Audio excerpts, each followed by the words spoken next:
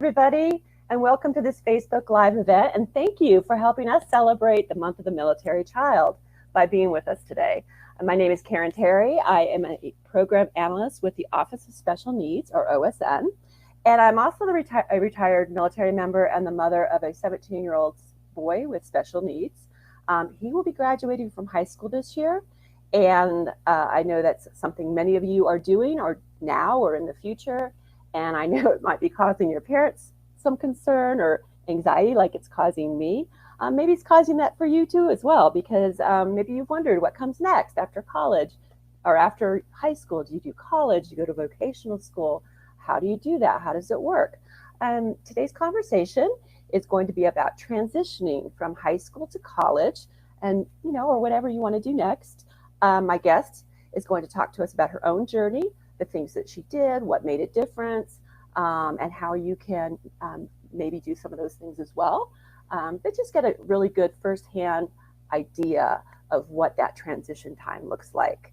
My guest is the 2020 Boys and Girls Club of America Military Youth of the Year, Bethany Chacon. And I'm very excited to have her here with me today. Hi, Bethany. Hello, I'm so excited to be here today. Thank you. So, fun fact, Bethany grew up in my hometown. I'm going to claim it as my hometown that you grew up in. And she's now attending my university that I went to undergrad in. So we've had a good time catching up and getting to know each other a little bit. And I love that you're parading your New Mexico State University colors here. That's great. Yes. Go Aggies? Yes. Go Aggies. My purple hair for a month of the military child. I love that. But we're really excited to have you today, and I just want to give you a chance to tell us a little bit about yourself before we get started. Absolutely. So, I'm a military youth. My father served in the New Mexico Army National Guard for over 30 years. Oh, wow. I'm a proud Army. And so I'm super extroverted. I love... Yeah. I mean, all branches, but Army. And super extrovert. I love learning about people. I love getting to do these kinds of things and talk on behalf of who I'm able to represent now that I have this title. Outside of, school and being a college student, I love to be outside. The New Mexico sun is pretty intense, although it's very cloudy over here today. I'm a little hurt. I love being out in the sun and, hikes. New Mexico is a very open state, so you can do all of that. And I love learning, so I guess that's why I spend so much time at school, and it's really interesting. But no. Okay, well, that's great. Besides being the 2020 Boys and Girls Club Military Youth of the Year, which I assume was a lot of work over the course of years. Can you tell us a little bit about that and about, well, we haven't talked about your disability. I know we have permission to talk to you about that and to use open language, so I'm not going to try to get your, we're not going to stop and get your permission for everything you've already given it. So I appreciate that. But you do have a disability, or a disability as I'll call it. And I'm interested to know about that and a little bit about how it has affected your journey growing up and getting you to where you are today. And that's a really broad and long topic, but if you could just give it to us a little bit in a nutshell, the high school years. So I grew up with hemangiomas, so, blood vessels that just grew way faster than I did. So it covered specific places in my ear, which hindered my hearing, hence my hearing impairment. And so my parents recognized this pretty, young. And my mom always tells me the story of when I was like 3 or 4 years old and my first pair ever of hearing aids. I know I wanted pink. I had no clue what was going on, but I saw them and I was like, I want the pink ones. And so, who wouldn't? So, it just kind of started from there. And I think my parents raised me so much in the fact to be like very independent. And you have an impairment, you have a disability on paper and in real life, but like it doesn't hinder you. You're human. So growing up, that's kind of what I had in my mind. And of course, elementary school is kind of hard. You know, young kids, they're pretty blunt. Yeah. And so I'd always get questions or comments. And I think with my personality, I was just like, I just can't hear as well as you guys. Like, I don't really see the issue. And I had an IEP all the way through. And as middle school and high school continued on, I really was taught again by my parents to advocate for yourself and to kind of learn what this is and how you need to continue moving forward. And so that's kind of where it like brought me today is the confidence. Like I have this, but it's not gonna. Although from careers and certain aspects of my life, it's not gonna hinder like what I'm trying to do as a person. Okay, that's a lot to unpack. So let's start with high school. In one of our conversations, you mentioned that when you started in high school, you moved from an IEP over to a 504. Yeah. So tell us a little bit yeah. about that? I spoke to my mom again. I wanted to make sure everything was right. I had an IEP all the way till my senior. Yes, they know. I had a IEP up until my senior year, and then we decided to move to a 504 just to kind of help me prep for college. Mm-hmm. And so with that IEP, I really maybe not every single accommodation I needed on the spot every day, but I really took advantage of the accommodations that the teachers would allow me to have. Okay. And I would say 100%, there were things that they helped me with that I had on my IEP that I didn't even know I needed until I came face to face with that decision. And I was like, you know what? I can't hear as well right now. Like, I need to be upfront. I can't, with standardized testing, everything's on the computer now. I do need a little bit of extra time because I have to set up all the audio, and then the audio is a different type of test. And so Okay. that's what kind of moved. And then the 504 was just a transition to help me for college. Because you can take the 504 to college with you, or the accommodation, Yes. but it has to be established before you leave high school that you need these Yes. accommodations. Yes. Okay. Yes. Okay, and I think that's important for the students and for the parents to know that an IEP does not follow you to college. And in a lot of cases, depending on your state, probably some of the four-year colleges won't accept certain degrees that you might, or diplomas you might get in high school if they're a special needs diploma or whatever your state calls that diploma. So I assume you got your regular high school diploma, and you were on a 504. So you had that established before you graduated. So you did all that right, so that you were prepping for the next step, which was college. Mm-hmm. And I also heard you say that I thought was really important, that you recognized for yourself that this was going to be necessary. So I like that you, Bethany, that you understand what this means to you, what your disability or your impairment means to you, and you're working with it and not fighting it, and finding ways to just do what you need to do anyway. You're finding your strategies and your accommodations, and you're speaking up and saying, this is what I need. And I think that's really good. I mean, I don't think you need me to tell you that, but I think no, thank you. I appreciate it. I like that, because I think that's a message. I'd love for my son to learn as he's getting ready to graduate and pursue whatever he wants to do next. You just have to recognize where you're at, and everybody has something. So quick congratulations to the class of 2021, by the way. Right. That's amazing. Yeah, that's an accomplishment. Oh yeah. All the nonsense that's been going on this year. Geez, that's And you also mentioned that your mom gave you some good messaging and was a pretty strong advocate for you to be a strong self-advocate. Can you tell us a little bit about, I don't know, what she did, or things that she might have said that really kind of stuck with you and you've used over the years? Yeah. Going back to that statement, mothers know. So I remember growing up, she was always on my back about all this stuff for my impairment, because she wanted to make sure that IEP was in plan. I got the accommodations. She wanted to make sure I was on the right path. So she would always teach me how to speak up and advocate for myself, to ask those questions. And I think that's so important for anybody who has an IEP or 504 disability, you name it, to learn that early on, because it's going to save you a lot of stress later on.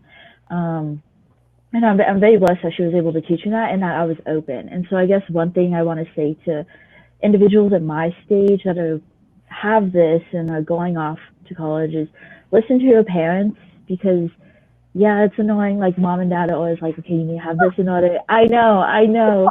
But at the end of the day, like, I'm not home right now. And when I'm in college and the student accessibility services, that's what NMSC calls it, I have to fill out those forms every semester. I have to make sure it's in black, my accommodations are there, and I need to ensure that my professors receive it and that they email me back saying, I got the thing, let me know if you need anything else. I know that without my mom and my dad really pushing that, I definitely would have been like, okay, turn in the form, let's see what happens. So did you go to your IEP meetings at the end of high school? Were you going to your IEP? Were you going to your IEP meetings or your 504 meetings and having an active role in those? Yeah. So, both, and so now I just urge you guys to really listen to them pushing and encouraging and telling you, like, let's go, you need to do this, you need to learn this, because it's just going to save you so much, and you're going to be a more, like, confident person overall, because, like we said in the beginning, like, just because you have a disability or an impairment, like, doesn't take away from who you are as a person. You just kind of have to take extra steps, which is fine. So that's kind of how my mom, really pushed me. And my dad was always there, like, did you get this done? And I was like, yes, I did. Dad, did you do it? Yes, I did. Yeah, I did. I'm interested to know, you mentioned the plan that you have to do every semester. I'm interested to know a little bit about that. Did you go to the university and you went and you said, hey, I have this and this is what's going on, and they gave you the paperwork and it was all up to you to get it done? My mom's going to know the 100% answer, but I know that within that, my 504, I guess, coordinator in high school, she sends them off to the universities to get checked, and then the university will contact you. For me personally, it was an audiology test, and then past records to show that I need that extra push. And then after that, I personally have to contact the student accessibility services every semester. If they don't contact me as soon as that past semester ends, to re-sign the documents and send them off to my new professors. Okay, so your high school, someone from your high school initiated it to make it kind of official. Yes. And what kind of accommodations do you have in the college classroom? Yeah, so for the college classrooms, it definitely, just with the type of university it is, it's going to depend on the professor, and then the online versus in person. For me personally, I have the same setup. So if I need to sit in the front of the class, a college class, that's kind of your responsibility. But I do have extended testing time. I do have captions, especially on Zoom videos. I have captions and recorded lectures. And I know there's about 2 or 3 more accommodations I have, but those are my most common ones that I use almost on a daily. Yeah, the captions, I think that makes total sense. I'm trying to read out captions. So how do your professors feel about it? Are they open and accommodating, or are they kind of, I don't know. I had mixed experiences with high school teachers, so I'm just wondering what college teachers are like. I definitely had mixed experience with high school teachers too, and especially middle school teachers. That was an experience. But professors, I've had nothing but positive stuff go on, especially this semester. I have an engineering professor, and when he received my form, he set up a Zoom call and was like, it's a software development kind of class. And so it's kind of a lot more hands-on, but it's just all recorded Zoom. You kind of gotta, and he reached out and was like, this is what this class is, but I still want to help you succeed. Let me know what you need on these lectures. yeah, and that was an amazing experience. So I've received nothing but positive stuff. That's awesome. And what are you majoring in? Did you decide to major in? So I tell people it changes every single week, I was but the um, no, I declared it about last month when I registered for classes again. I can't believe it's been a full year already. same way, right? Um, I am a major in government and a minor in aerospace engineering. Oh, nice. And Yeah. what do you think you're going to do with all that? I mean, what's your, Um, I really, because kind of like my backstory with my youth of the year experience, I really wanted to enlist. I was so inspired by who my father was and how he served that I really wanted to do that. And I grew up around it too, yeah, but it's just not possible with my yeah, hearing. And so instead of going in enlisted or an officer, I want to work as a civilian. So I want to work up there, like with the military engineers, doing something with national security. So I thought government and aerospace would really go well. that's wise. Good for you. So you have a Yeah. solid plan. Yes, but And yeah, I've learned with college, don't have like set plans. Just go with the flow and hope for the best. that's a good philosophy. But it's Oh nice yeah. to too. Yes.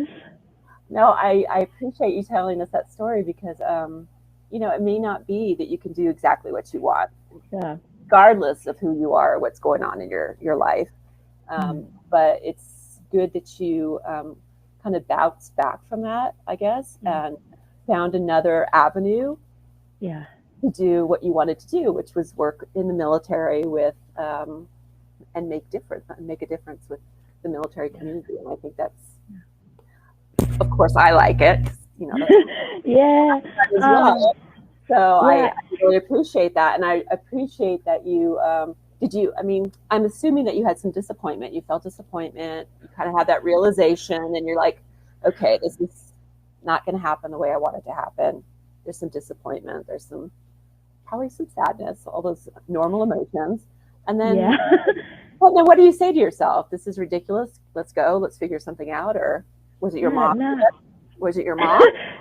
So I go to my mom and dad were really real about the situation. Like that's just not your path. Like there's something else out there for you. And I've definitely seen that.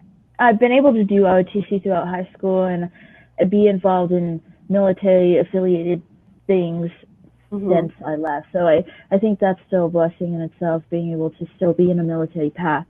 But essentially how I kind of moved on and I was like, okay, like, oh, well, what's next is the support. And I guess that's another thing that I would encourage people in my stage of life right now who is going through the same things that I am. Really look at the people that support you, that are around you in a sense, because they're going to be honest and they're going to say, listen, like it's not your path, but there's something else, and they're going to help you and push you to that. For me, of course, that was my parents, that was my advisors in my youth centers, um, that was anybody on the outside who saw my success throughout high school. And I took that in as much as I wanted to cry because I love, I really wanted to be in the military. And then you look at that support and you see what else. There was obviously all these other opportunities. I told myself, and I remember sitting by my dad at college night in high school, and I told myself, I'm never going into an engineering degree. I cannot take another math class. And look at me now. You never know what, Never say never. yeah, you never know what's in your path. And so I think that's something super exciting and something I always have to tell myself, like, I never know. With this title right here, I never knew I was going to do this. I applied for all these other scholarships, and this is where I landed. You know? Yeah, yeah. That's good, and it's you as a parent, I try to draw inspiration from different things so that I Yeah. can see all the possibilities. And I know that might even sound horrible. Of course, you want to see all your possibilities in your children, but sometimes you just really need to be reminded that they really do have the world available to them. It just may be in a different way than Yeah.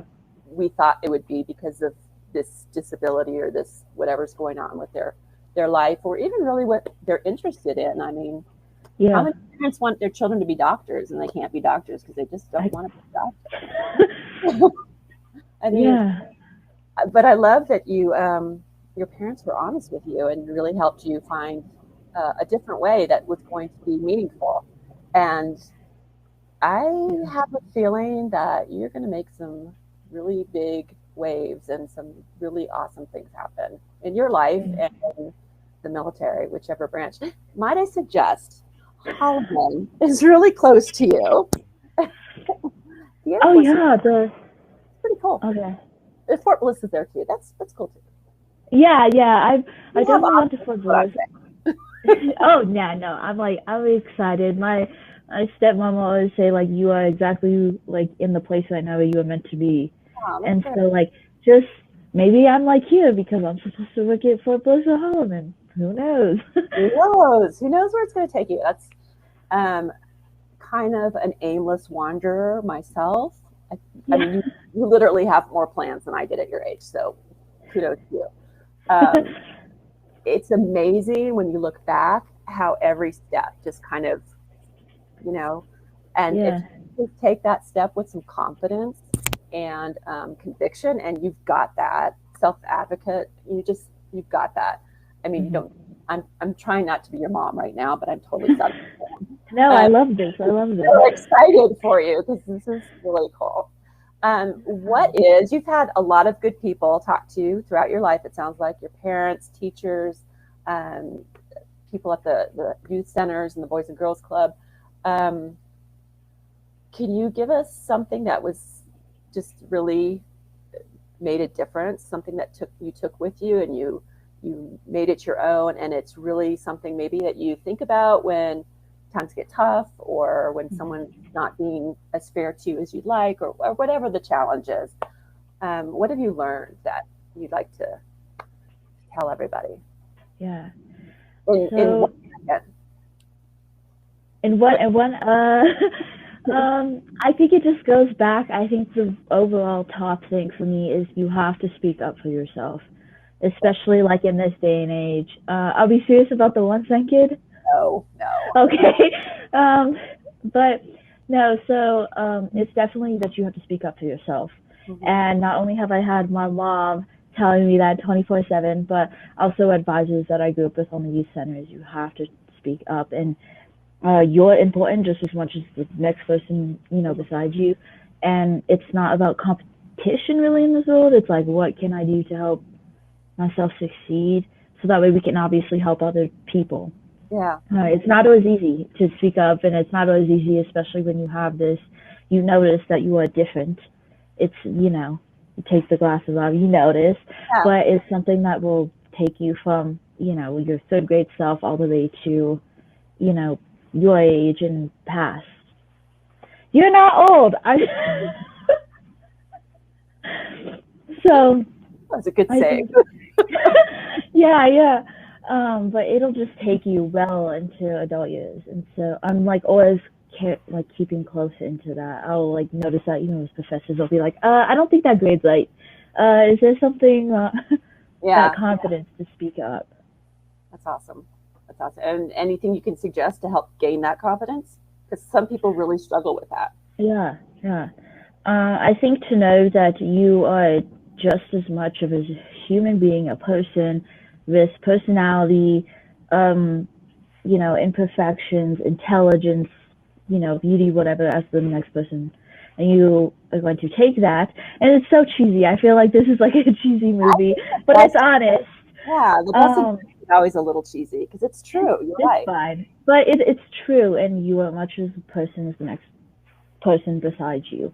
And so you need to, like, I guess, recognize that. It's easier said than done because I know it took me a couple of years to recognize that. And take that support that's right next to you and just go. Like, just figure it out because that's what we're all trying to do in life is figure it out.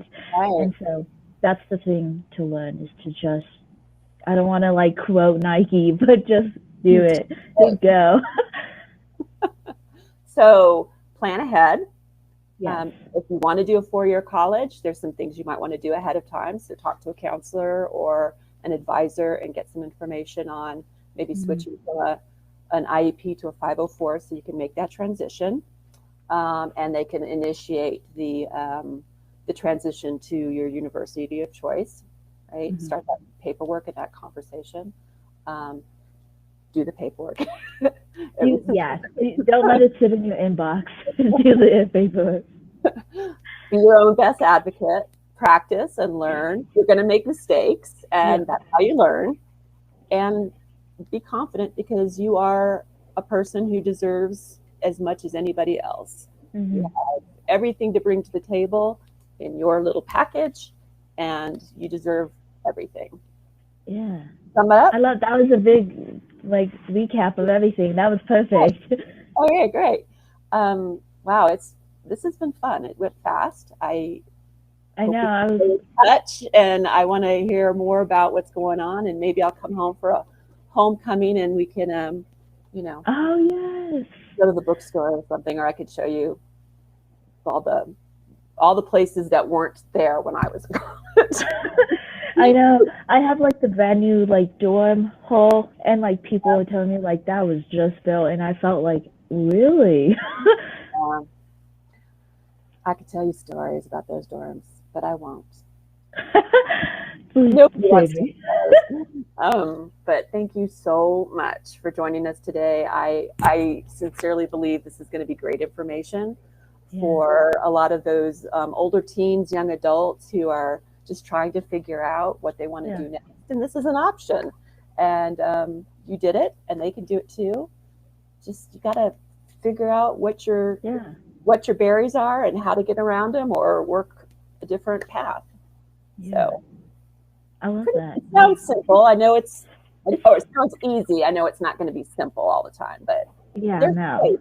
Yeah. So But everything will be good in the end. Everything will be perfect. anything you'd like to say before you sign off? No, I loved this conversation. Again, congratulations to the class of 2021. I Yeah. know, what that's like to, graduate in kind of an uncertain circumstance, but you guys did it, and that's amazing. And thank you again for letting me have this opportunity. Thank you for sharing with us. I can't tell you how excited I am that we've had this conversation and that Yes. we have this information for the parents and the students. And I Yeah. appreciate you sharing your story. Yes, thank you. Well, I hope you guys have a good day. You too. Bye. Bye.